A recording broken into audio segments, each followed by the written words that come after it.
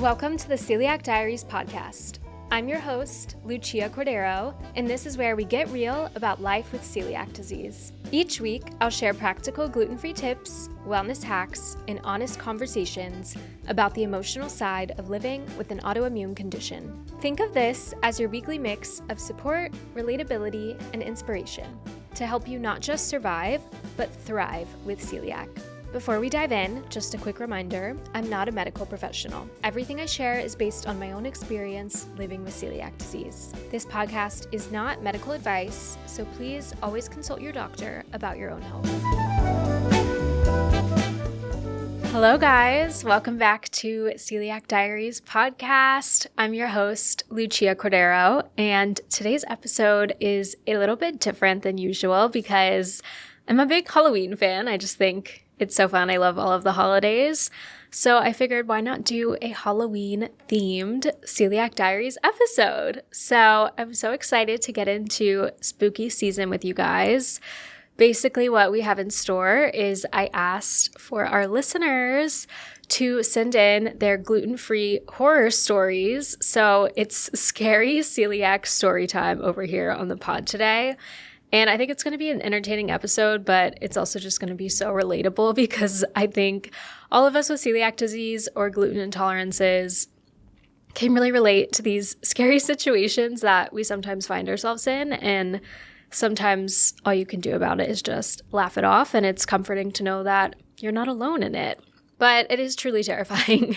And we did get some really good stories. So we're really leading into spooky season today. Your stomach is going to drop. But that's okay. 'Tis the season, right, guys? All right, so grab your gluten-free PSL, your pumpkin-flavored gluten-free pastries, and let's have a really fun episode today. But before we get into all of the horror stories that you guys submitted, and also my own, it's time for our News of the Week segment.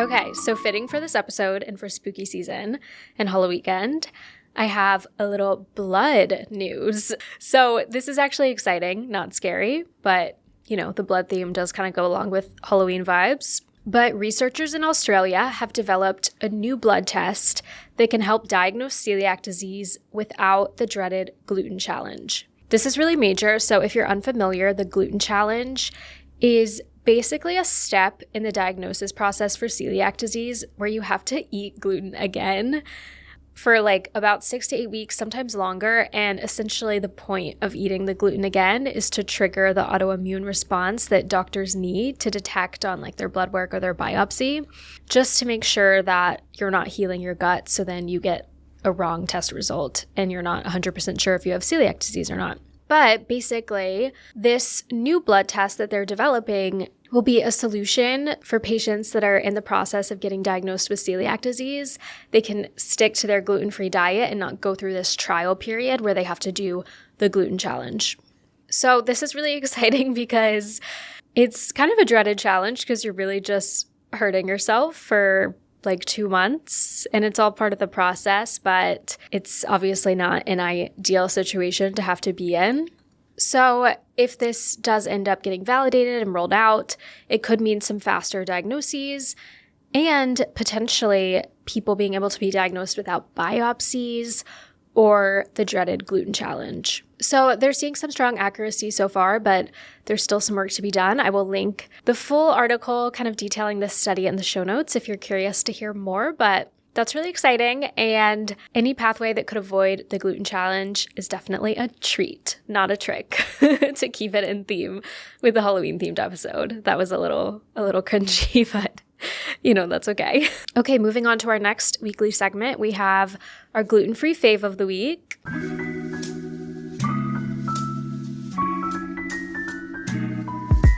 Also, in the spirit of Halloween, I wanted to highlight my favorite gluten-free candy brand. I'm literally obsessed. It's called Unreal Snacks. You've probably seen them at every major airport. I swear they have a monopoly over all of the airport Hudson News and airport little snack shops. They're everywhere. They have so many good gluten-free pretzels covered with different types of chocolate. So good. A lot of their candy is chocolate based. Specifically, I'm obsessed with the dark chocolate almond butter cups. I'm just such a dark chocolate person. I'm such an almond butter person. And it's everything I love in one little cup. It's so, so, so delicious. So if you're looking for some celiac safe, gluten-free candy this Halloween season, definitely go check out Unreal Snacks. They're unreal, honestly. They live up to the name, I will say.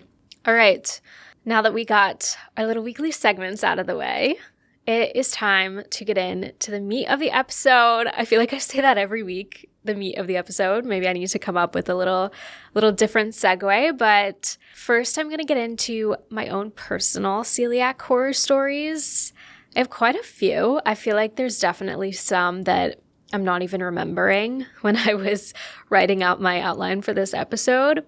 A lot of them are self-inflicted in terms of me just lacking the education and awareness of celiac disease and certain things I needed to be mindful of, like cross-contamination. So they're kind of retroactive horror stories of me kind of being scared for my past self. I'm like, how did I put myself through this without knowing? So maybe this can be a wake-up call for you too, to make sure that you're educated as much as you can about celiac disease so that you don't fall into any of these own little horror story traps. And then after that, I'm going to get into the submissions from you guys. We got some juicy ones. Okay, my first story. This one was actually so traumatic at the time because this was last August, and this was right after I had some elevated celiac blood work. So I was really, really being extra careful and conscious about gluten-free and cross-contamination, like you always should be. But I was in this like very special period because I knew I was trying to get my blood work levels down. And I knew I was going to like take another blood test in October. And I really was like going through this intense 3-month trial period of just trying to be as intense as possible to like really see what the issue was. And alas, I got glutened. I went to this dinner show in New York City. I actually got invited as an influencer. And you'll see this as a trend. I feel like randomly when I get invited as an influencer to restaurants, it's like a curse. I always end up getting glutened by them. But it was this very touristy dinner show spot. It was kind of like a circus performance with like a 5-course meal that you eat while you watch the show. It was like very touristy, but like very cool. And I was like, oh, this sounds like such a fun time. So I brought my friend. It's like a prefixed 5-course dinner option. I DM'd them on Instagram before and explained that I had celiac disease, had a gluten allergy. That's typically how I explain it to people. And that I needed to have a gluten-free option and just wanted to confirm that they had that available before I agreed to go. And they were like, yeah, totally. You'll be completely fine. We marked that down. Like, we accommodate for this all the time. So like, no worries at all. I was like, okay, great. I will be there. We get there. I remind my waiter in person that I'm the one with the gluten allergy. I need the gluten-free option of the prefix meals that we're having. And she was like, great. Okay, perfect. And it was kind of a situation where there were a bunch of different waiters. Like, we didn't have one steady waiter the whole night because we were sharing a table with this couple, me and my friend. It was kind of one of those types of places where there was a lot going on. So in retrospect, I understand why this happened. But anyway, I confirmed with all of the wait staff that was helping our table that I was the one with the gluten allergy. And with every meal that they brought out, I made a point to ask, I was like, okay, is this the gluten-free option? Which can seem excessive, but it's just always good to double check, especially in that sort of environment where there's just so much going on and like people are literally singing concurrently. So I double checked with every single option. And then I remember they had a dumpling come out and I was like, ooh, gluten-free dumpling. This is really cool. And I double checked and confirmed. I was like, is this the gluten-free option? And the guy was like, yeah. And I was like, okay, cool. Amazing. Love this. And I start to look around and I see that other people have a different meal. So I'm like, oh, okay, great. This really is the gluten-free option then, because everyone else, like the regular option people, have something different. So that gave me more confidence that like, okay, this was really gluten-free. Then I taste it and I'm like, I don't know about this. This is like, it just tasted like a little too good. I feel like people ask if you can tell when you eat gluten. I personally feel like I really can. I can really tell. It's like really hard to explain, but there's just like a specific taste. If it's like some sort of dough or bread I guess it's like the taste of the wheat. I can really, really tell once I've eaten it. So immediately when I had a bite, I was like, I'm not so sure about this. Like maybe it's just a really good dumpling, but I fear that's not the case. So then I ask again, and I'm like, I just want to double check. Is this the gluten-free option? And I stop eating it. And the waiter's like, I'm actually not sure. Let me go back and double check with the kitchen. And I was like, okay. I already asked like once and twice, but now I guess they need to double check again. And then she comes back like 5 minutes later and she's like, sorry, this was the vegetarian option. And I was like, okay. And like, it's like, what can you do at that point? But anyway, I was like, oh, okay. Yeah, I need the gluten-free option. And then I just remember feeling so like defeated because I was just like really trying my best to ask for the right option. And I felt like I double checked everything. But sometimes you do just kind of have to trust your gut. Like I did think it was a little odd that they were giving me a dumpling as the gluten-free option of something. So in retrospect, I should have known before I ate it that it probably wasn't gluten-free or they like mixed up the wrong thing. I think it's really common for places like that, especially airlines. I feel like whenever I'm traveling internationally, they always accidentally bring me the vegetarian version of the meal before the actual gluten-free version. And I'm like, wait, are you sure this is the gluten-free version? And they're always like, oh, no, sorry, this was the vegetarian. So I think it's a really common thing that you just need to be aware of because, like, I don't blame the waitstaff. They're trying their best. But I do think it is really important for restaurants to take allergies and celiac disease very seriously because it just kind of put me in an unfortunate situation where I, like, had a bite of this dumpling and ended up needing to move back my blood test. And it just kind of – it really did affect – my life, not just from like the gluten exposure, but like I was in the middle of like planning another test and I had to push it back, and getting glutened is a whole thing and it's really tough. But that was one of my latest scary stories. It was just like right after it, you just get like such a pit in your stomach and it's the worst feeling. And it's like, there's nothing you can do about it after you've eaten it. So you really just have to like try and take care of yourself the best that you can and just move on and learn from the experience. And I learned from that experience to just always trust my gut. Okay, next scary story on my side. I used to eat the tempura sushi rolls all the time for years, guys. I'm like such a big sushi gal. I love sushi. And tempura is obviously amazing because it's like the fried sushi. And I don't know why. I just like assumed that was gluten-free. I feel like when I was younger, I didn't do a great job of like really talking to the waitstaff at every restaurant I went to, which is just something you have to do no matter how well you know the restaurant, how well you know the menu. And I think maybe one time I asked and a waiter said that the sushi rolls were gluten-free, so I just assumed that the tempura rolls were gluten-free everywhere. And it wasn't until I was at a sushi restaurant and I was eating a tempura roll, and I remember I asked the waiter for gluten-free soy sauce, and he brought it over and he was like, just so you know, like the sushi that you're eating is not gluten-free. And I was like, what do you mean? So that experience taught me, one, that I can't have tempura sushi rolls, and two, that no matter how confident I think I am that something is gluten-free, I need to always ask the waitstaff no matter what, which is like a basic elementary thing. I'm sure all of you are aware of that, but I had to learn the hard way. Another one is, this was like very repeated, but I was obsessed with the orange breaded chicken from Panda Express. I thought it was so good as a child. And I literally ate that for years when I was like in my preteen and teen era, because I just thought it was so good. And like, I just didn't think about the fact that it was breaded. Another experience, this was in Chicago at JoJo's Shake Bar. Not to call them out, but I'm calling them out. I was also invited there for an influencer dinner when I was an influencer in Chicago. And it's just funny because like a lot of my content is about being gluten-free and having celiac disease. And I remember when I got there, they personalized a menu for me. It like had my name on it and everything. But there were like no gluten-free options on the menu. Like they kind of had their like set like influencer menu, and they created this whole menu for me, and it was just like filled with gluten. And I was like, oh, I'm actually gluten-free. Like that's what a lot of my content is about. Like, what are the gluten-free options at JoJo's Shake Bar? so I can still, share that with my audience. Like, that's why I'm relevant. That's why you would invite me in. Obviously, I was super nice about it. I was just like, oh, can you let me know what the gluten-free options are? Because I'm gluten-free. And my waiter gave me a bunch of options. And I remember she specifically told me that this one milkshake was gluten-free. They're like known for their milkshakes.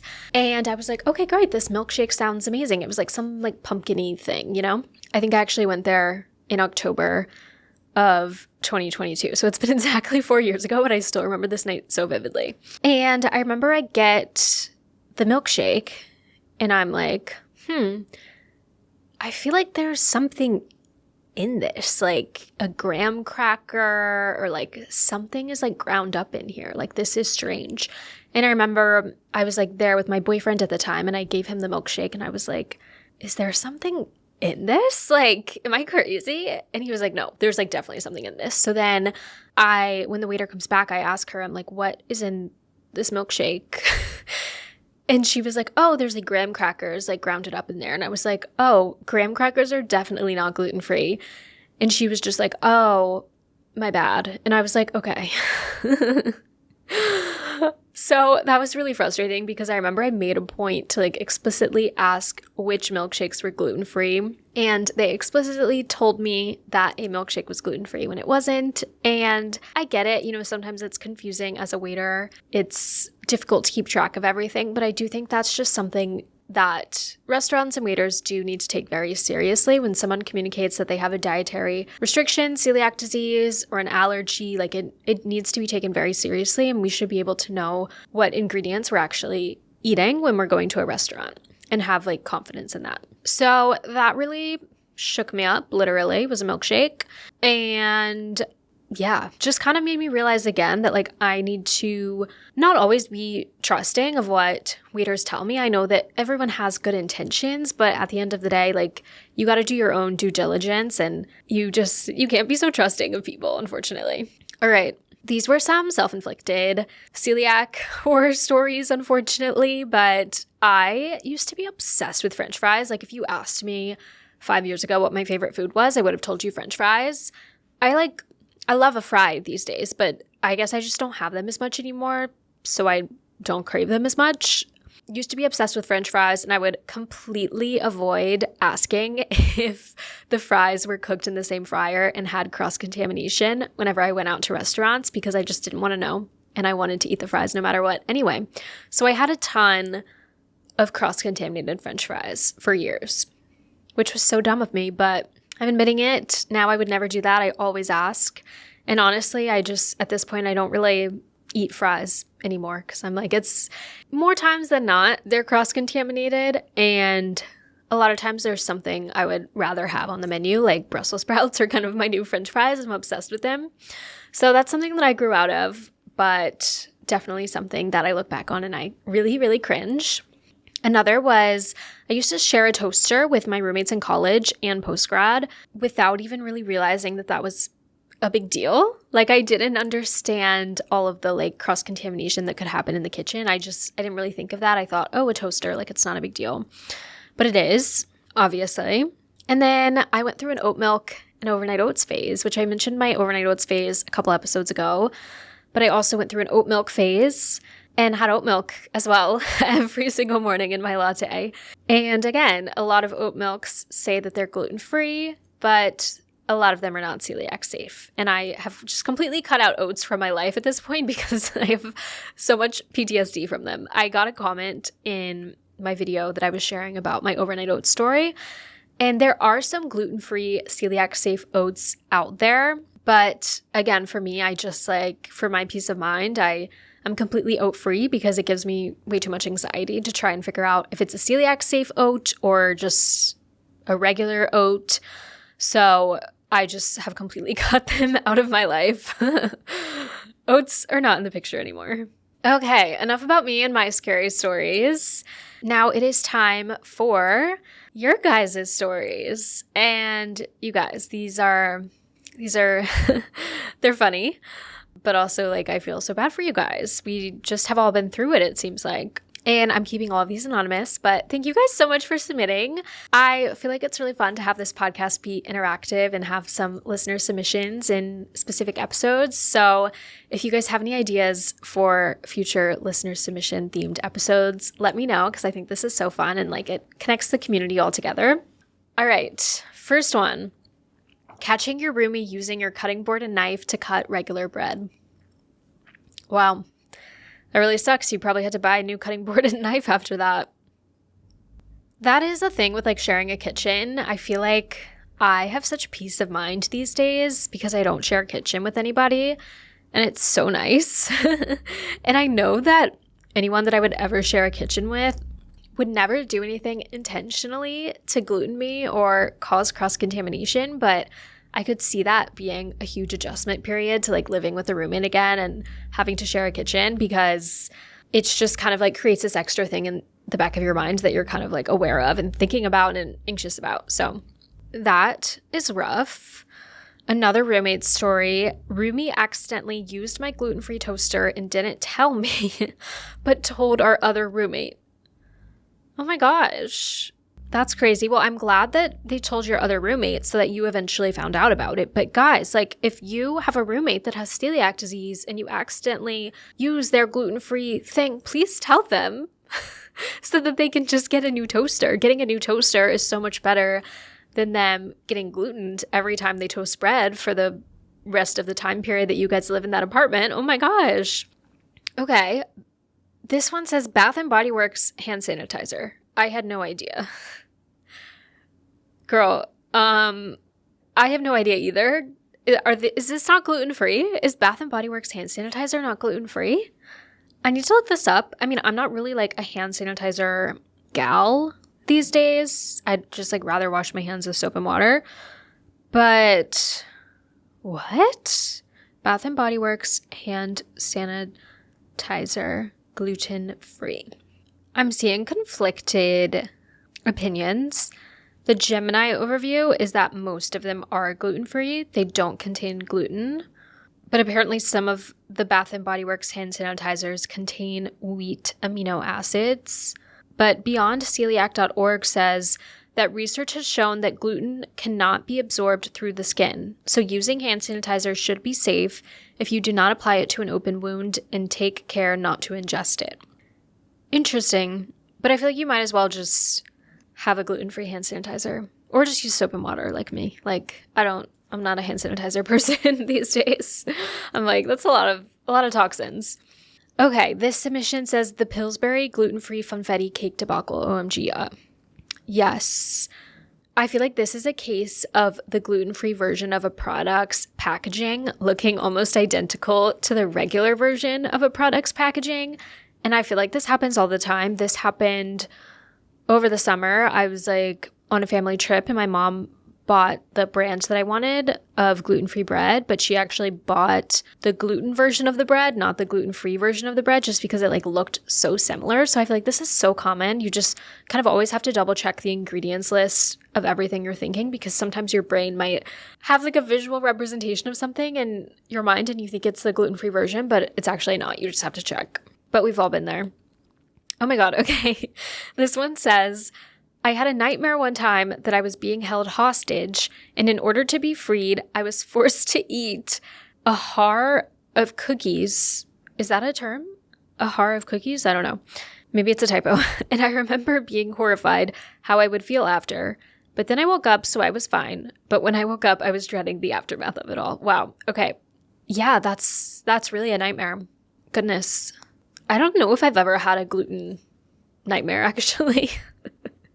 I feel like in my dreams, I'm just like, I don't have celiac disease when I'm dreaming. But yeah, that'll definitely wake you up in a frenzy for sure. Okay, next one. My boyfriend at the time glutened me on accident by cooking a recipe that needed cream of chicken soup. He thought that the can he grabbed was gluten-free, but I saw the Campbell's can in the trash. I ate a small bite before seeing it and was awaiting my fate.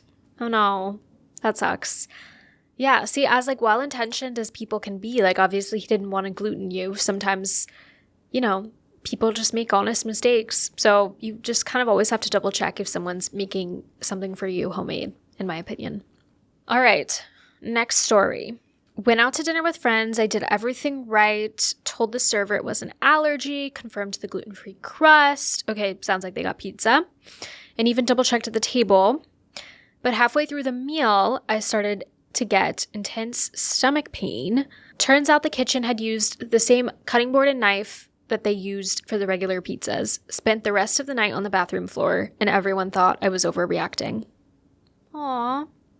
Wait, I'm sorry everyone thought you were overreacting. I guess, I can see how people that maybe don't really understand what celiac disease is can be like, why are you sick? You didn't even eat gluten, but the cross-contamination is real. And, using the same cutting board and knife for your pizza as they did for their regular pizzas is not celiac safe. So that really sucks. I'm sorry that happened to you. Next one. Oh my God, I swear this has probably happened to me too. Office catered sandwiches and mislabeled the vegetarian ones as the gluten-free version. I mean, it's kind of giving me with my restaurant story earlier, but yeah, it's always the special options sometimes getting mixed up, like the vegetarian versus the gluten-free. Yeah, that's rough. Next story. Ordered a burger at a really nice restaurant with a gluten-free bun and was surprised how good it was. Turns out it was too good to be true, and I was in the bathroom all night. That's really rough. The too good to be true is so funny. Literally me with the dumpling. I'm like, okay, this does not taste like a gluten-free item. And it usually is too good to be true. All right, we got our last listener submission. I kissed someone after they ate a bagel and didn't even think of it till afterwards. Yeah. Interesting. Okay, I think context is important here because they did release that new kissing study that shows that people with celiac can kiss someone right after they eat gluten and they shouldn't have a problem. But if they still have crumbs on their mouth, then obviously that's a little gross and they should probably brush their teeth or something. But the study did show that people don't have to brush their teeth before kissing someone with celiac disease. So I don't know. I know that study was kind of a little controversial with people, but yeah, maybe don't kiss someone if they still have bagel remnants everywhere. All right. Those were some good stories. Thank you guys so much for submitting. It's so fun to hear from you guys and connect with all of you. I've been loving all of the DMs and comments I've been getting of you guys finding this helpful, this whole podcast series and different ideas for episodes. So I really appreciate it. Keep it coming. And I feel all of these stories, there's such a mix of them, but I think it just goes to show that we're not alone out there with celiac disease. If you've ever felt anxious from situations like this or felt isolated or alone, you're really not alone. It's so normal for stories like this to happen with celiac disease, and it can be traumatic. It's you're trying so hard to be safe, and sometimes just trusting someone or someone making an honest mistake can just feel really tough, and you get that pit in your stomach, and it's not a good feeling, and then you know that you're kind of going to be doomed in terms of having some symptoms and just needing to take care of yourself, especially if you have something big coming up. So it's definitely tough, but just remember that it's not about perfection with celiac disease. Stuff like this is bound to happen, as unfortunate as it is, but once it happens, we just kind of have to breathe, let it ride, take the best care of yourself that you can, and just try and learn from it, heal your body, and at the end of the day, just kind of laugh it off because that's all we can do sometimes. So in the spirit of Halloween, I thought I would give you guys some spooky survival tips before you head into Halloween weekend, one of the best weekends of the year. So I feel something that we've learned from all of these stories is that you just always need to ask questions at restaurants, even if it feels repetitive, even if you feel annoying, you got to do it, guys. So if have some good reservations lined up for the weekend, don't be shy, ask your questions, always talk to your waiter about what you need and what's on the menu. Next is to just communicate very clearly with your friends, your significant others, your family. really make sure that they have the education that they need, because no one's trying to gluten you or be ill-intentioned with anything. It's just that they honestly don't know. So you really need to communicate that to them. And next, this is something that I've really learned, is never doubt your gut. You really got to trust your intuition with these things. If you feel like something's off, just trust it. If you feel a weird feeling about something, or like, how is this really gluten-free? Just don't eat it. It's better to be safe than sorry. And I think something that's really important with all of this is just remember that you're not being high maintenance by making all of these requests and double checking. You're really just like protecting your health. And like when you're in situations where you thought something was gluten-free and then it wasn't, and you trusted someone to give you the right information and they didn't, it kind of does create like a little PTSD in your mind. So it can be stressful sometimes, like trusting waitstaff again after situations, or trusting like your friend or specific family members that maybe accidentally did something. So just remember, like, you have to do what's best for you. You have to double check and advocate for yourself. It's not high maintenance to be celiac disease. Like, that's kind of one of my biggest pet peeves, is people saying that having celiac disease is high maintenance. It's not about being high maintenance. It's about just doing what you need to be healthy. And you shouldn't have it in your mind that having celiac disease means that you're a high maintenance friend, partner, or family member. So do what's best for you, specifically for Halloween weekend, guys. If you're trick-or-treating or taking people trick-or-treating, don't forget to read the ingredients list of all of the candy. And if you're drinking, don't forget to double check the ingredients list of all of the fun little Halloween-themed cocktails. In my opinion, it's best to just go with simple things that you know. But obviously, have fun and be safe this Halloween weekend, guys. I hope you have some really fun plans to look forward to. That is it for this week's Celiac Diaries Halloween episode. I'm going to do some more like holiday themed episodes in the future because I just think they're really fun. I'm such a holiday person. I love the holidays. So we'll have like a Thanksgiving, Christmas themed episode lined up for later this season. So stay tuned for that. And if you liked this episode, don't forget to give it a thumbs up, rate the show 5 stars, leave a review, and share this episode with a friend that has celiac disease or is gluten-free. And be sure to follow the pod. We're on Instagram and TikTok at Celiac Diaries Pod. And if you listen to this episode, just know that we also have a YouTube channel, so you can watch this. I also have the video live on Spotify as well. But stay gluten-free. I hope all of your Halloween treats are perfectly safe and gluten-free, and that there's no more horror stories this spooky season for you guys, okay? And thank you so much for watching. I will see you guys next Wednesday.